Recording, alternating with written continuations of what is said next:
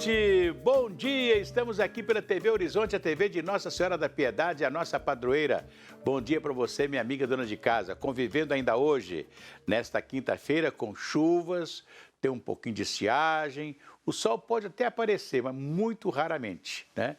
Vamos ter ainda um dia de frio, nós estamos no verão e sentindo frio em Belo Horizonte, né? Aliás, caiu neve no sul do país, lá em São Joaquim, na Serra Gaúcha. É interessante, né? O tempo, né? Uma coisa maravilhosa. Pois é. Olha aqui, ontem o presidente Bolsonaro veio a público para pedir aos caminhoneiros que desobstruíssem as estradas para que as cargas pudessem ser transportadas e passar. Ele falou que a economia do país não pode sofrer consequências nesse momento, né? E fez um apelo, né? Disse que as manifestações são bem-vindas, mas desde que não prejudiquem o ir e vir das pessoas, né? O presidente falou da importância dos caminhoneiros para a economia nacional. São tão importantes que não podem fazer essa obstrução das estradas brasileiras. A palavra do presidente foi muito importante nesse instante, né? O presidente, diferentemente daquilo que nós pensávamos, tem conversado. Conversou com o pessoal do Supremo, tem conversado e etc e tal. E a gente não sabe ainda o que pode acontecer daqui para frente, mas, né, tudo faz crer que nós vamos ter uma transição democrática, uma transição sem problemas, né? Ainda há uma expectativa da palavra das Forças Armadas a respeito das eleições que eles também fizeram parte da apuração. Então, naturalmente, as Forças Armadas vão se pronunciar também sobre a lisura ou não da eleição que nós tivemos aí nos 2 turnos, né? Então, ainda há essa palavra das Forças Armadas, mas, né, pelo andar da carruagem, né, a transição já começa. O vice-presidente Geraldo Alckmin, eleito na chapa de Lula, já procurou hoje o ministro da Casa Civil do governo Bolsonaro para iniciar o processo de transição. O que é o processo de transição? São os números que cada ministério, cada órgão do governo federal vai mostrar ao presidente que ganhou, não é verdade? E aqueles que vão assumir as pastas, né, pelo presidente Lula, vão naturalmente receber esse relatório de cada ministério a respeito do trabalho de cada ministério, né? Inclusive do Ministério da Economia, né? Ainda é uma incógnita quem vai assumir, quem vai dirigir a economia brasileira no governo Lula. Porque o Lula, durante a sua campanha, ele não disse nada de economia, não falou nada de plano econômico, não falou nada, ele só disse que seria contra a venda de estatais, né? Isso aí a gente já sabe que o pessoal aqui do metrô de Belo Horizonte pode ficar tranquilo porque, pela vontade do Lula, não se vende o metrô, né? Embora esteja marcado aí, ainda nesse mês de dezembro, já um leilão do metrô de Belo Horizonte. Mas, pela vontade do Lula, essas coisas vão continuar com o governo, né? Então, pessoal, e os funcionários do metrô que estavam preocupados em perder o emprego federal, né, naturalmente vão continuar empregados, né? E pode até o presidente Lula acenar, ou seja, o metrô vai ser privatizado, mas eu vou aproveitar o pessoal em outras entidades, em outros segmentos do governo federal aqui em Belo Horizonte. Portanto, nós estamos aí, né? Depois da fala do presidente, hoje as estradas estão praticamente desobstruídas, mas ainda há manifestações em frente aos quartéis. Aqui em Belo Horizonte, em frente à 4ª Região Militar, o quartel da 4ª Região Militar, na Avenida Rajagabaga. Lá em Brasília, em frente ao quartel-general do Exército. E em outros lugares também, né? Mas as estradas estão aos poucos sendo desobstruídas e, naturalmente, o abastecimento sendo feito. Hoje, inclusive, nós ouvimos pessoas do segmento de supermercados que disseram que, em alguns momentos, né, já começam a faltar mercadorias, porque você sabe como é que é, as mercadorias chegam dia e noite, né, nos supermercados de todas as cidades, e então, né, os caminhoneiros são parte importante desta economia. Eu quero aqui mais uma vez dizer da importância dos caminhoneiros para a economia nacional. Isso eu quero mais uma vez chamar a atenção. O presidente Lula, que é um expert em conversar, em dialogar, né? Foi assim desde quando ele era presidente do Sindicato dos Metalúrgicos de São Bernardo, né? Ele sempre conversou, ele sempre foi para as reuniões, para as assembleias, já com a palavra dos patrões, etc., o que ele ia falar, o que ele podia fazer, até onde ele podia chegar, né? Então, o presidente Lula, que é um bom negociador, né, vai ter muito trabalho, porque hoje nós temos praticamente uma direita organizada no país e que está tete a tete com a esquerda, né? A gente não sabe até onde vai a direita brasileira. Então é interessante que o presidente Lula, né, tenha muita disposição de conversar. E daqui a pouco eu vou falar, inclusive, sobre a sucessão na Câmara e no Senado. Daqui a pouquinho. Mas vamos cantar aquela musiquinha? Vai tudo bem, muito bem, muito bem, muito bem, muito bem, muito bem, bem, bem. Com pílulas de Lucem, sabe aquela dorzeia urinária, aquela sensação de queimação e ardor? Pílulas de Lucem são antissépticas das vias urinárias e vocês vão encontrá-las em todas as farmácias e drogarias. Se persistirem os sintomas, o médico deverá ser consultado. Pois é. Celebrações marcaram o dia de finados na Arquidiocese de BH. O bispo auxiliar Dom Joaquim Moll presidiu missa no cemitério da Paz. O dia de finados remete ao luto e à saudade.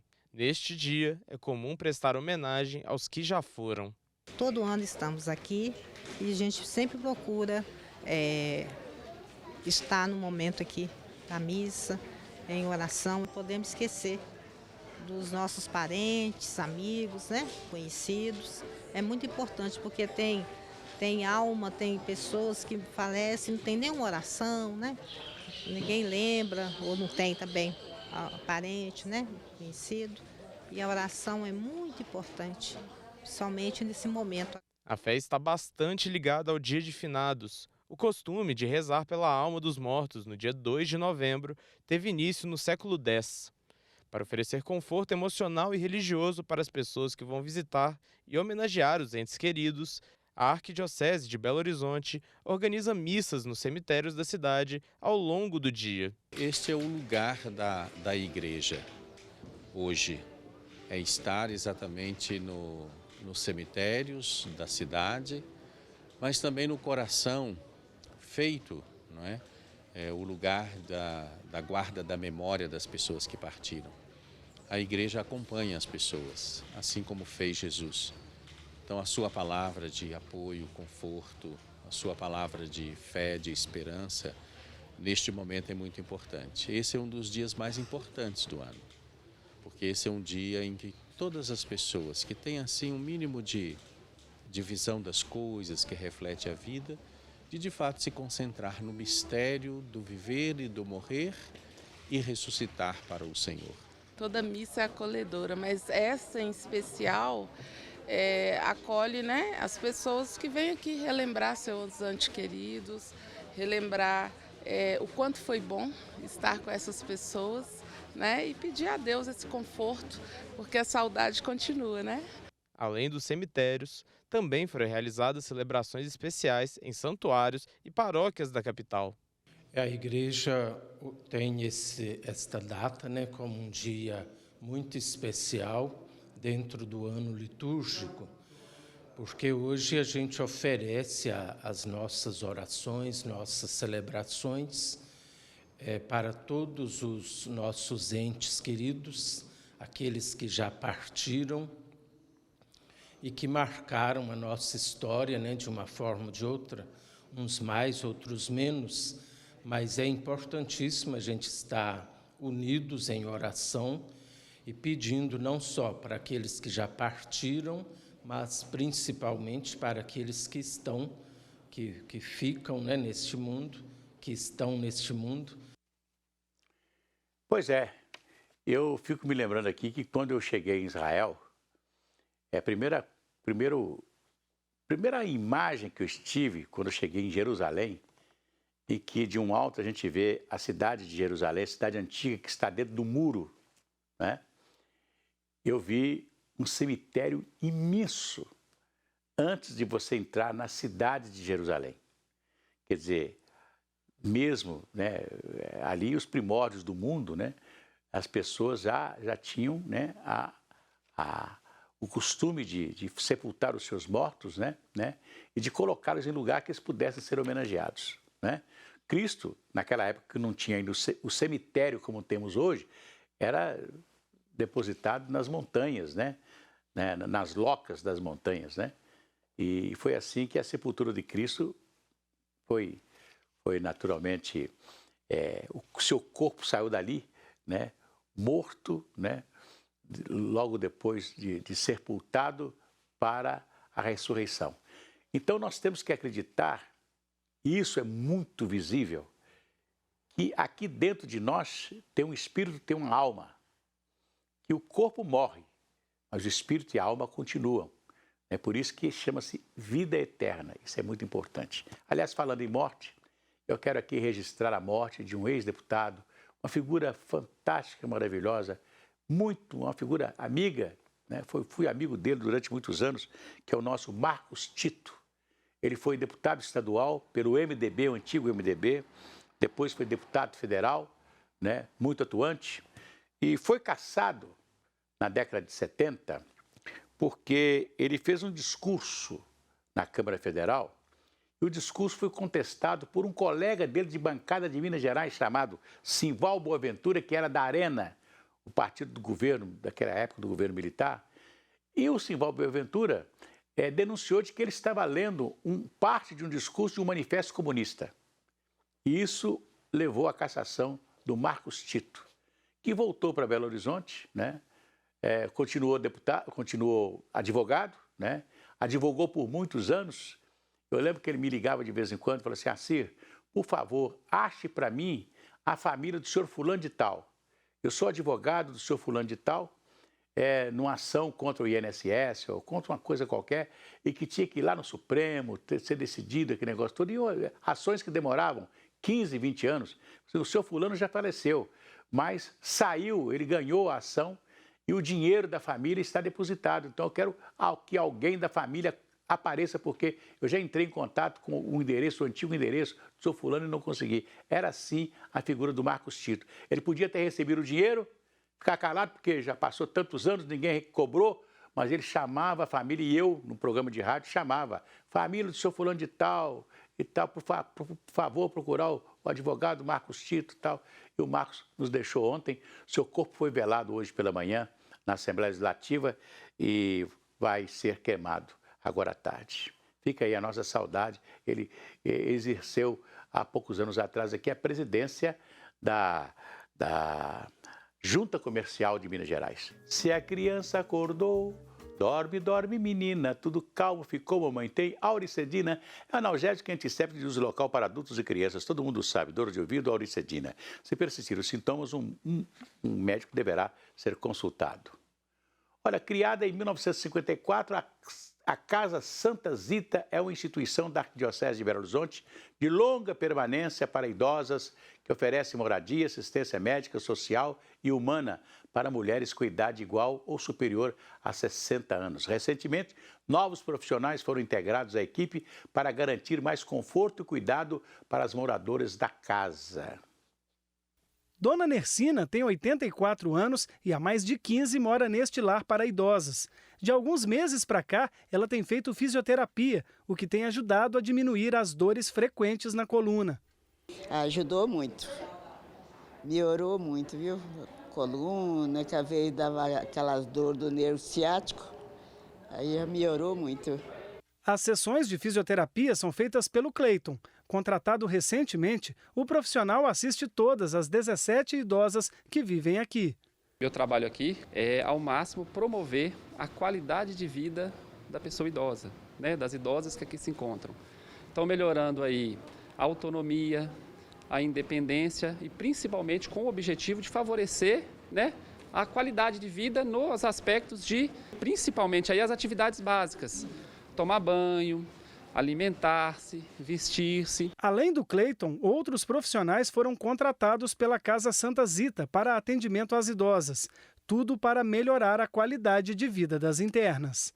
Os novos atendimentos por aqui fazem parte do projeto Solicitudes, que tem como objetivo contribuir para a efetivação do direito da pessoa idosa. A aprovação passou pelo Fundo Municipal do Idoso, aqui da capital mineira. Então, com esse projeto nós temos hoje um fisioterapeuta, a nutricionista, terapeuta ocupacional e temos mais um cuidador, né, a mais contemplado por esse projeto, que a gente tinha um número reduzido, né, que não era suficiente. Um auxiliar de manutenção, porque a nossa casa é uma casa com uma estrutura antiga, então assim, sempre tem alguns reparos e era difícil a gente conseguiu esse profissional também. Mais uma pessoa do serviço de limpeza, né, porque a casa era grande e também não tinha muito como manter essa casa tão limpa como a gente gostaria. Então a gente é contemplado hoje com esses profissionais.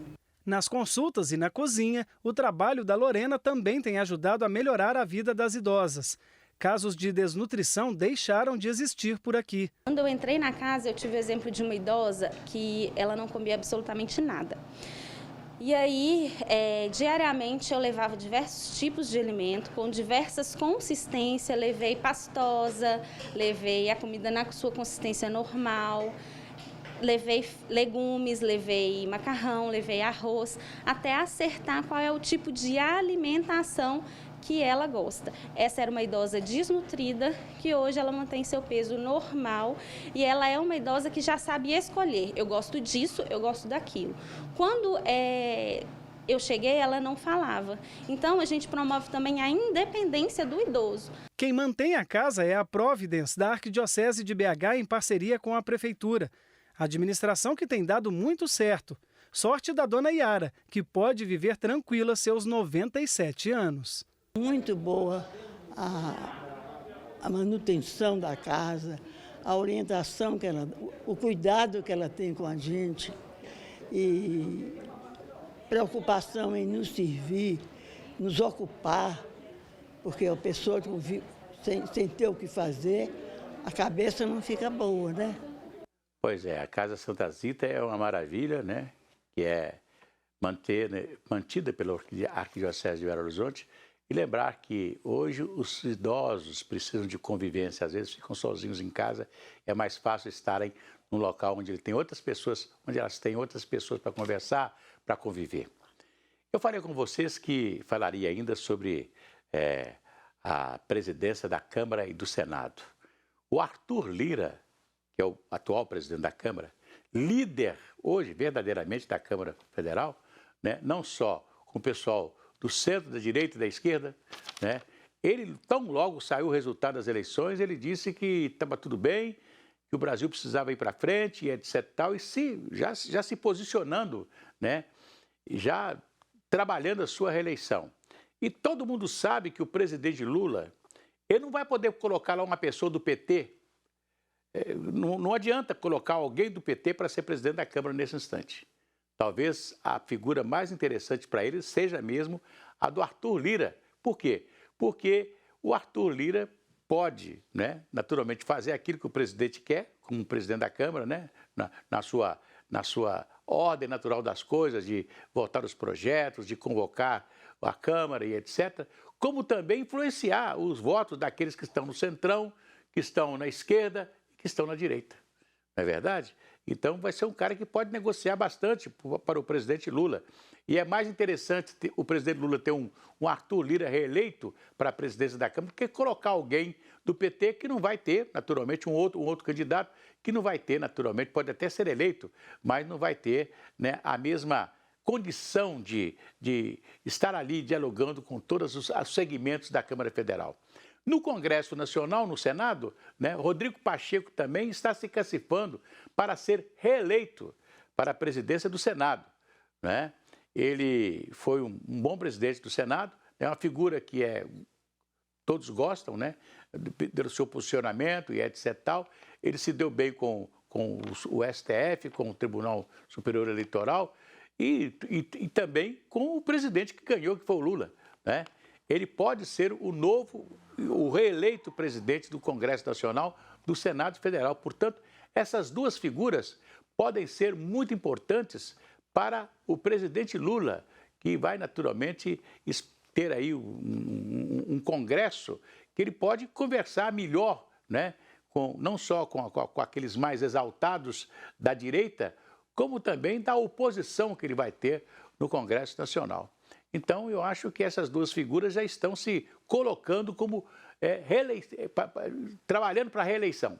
E isso é muito importante nesse momento do governo Lula, que vai precisar dessas duas figuras muito mesmo. Não só o presidente da Câmara, o atual presidente da Câmara, Arthur Lira, né, que foi um bom presidente para o Bolsonaro, mas já acenou para cá. Né? E é assim que é. O Centrão, que esteve com o Bolsonaro o tempo todo, vai estar com o Lula. Porque o Centrão, onde tem governo, está lá o Centrão. Isso é sempre assim, não é? Então, o Lula já sabe, o Lula já tem uma certa experiência, né, de governo, já foi o presidente 2 vezes, etc. Tal, conversou muito com o Congresso Nacional, com os contrários e com aqueles que são do seu partido. Então, eu tenho a impressão que não vai dar problema nenhum, não. Amanhã a gente volta.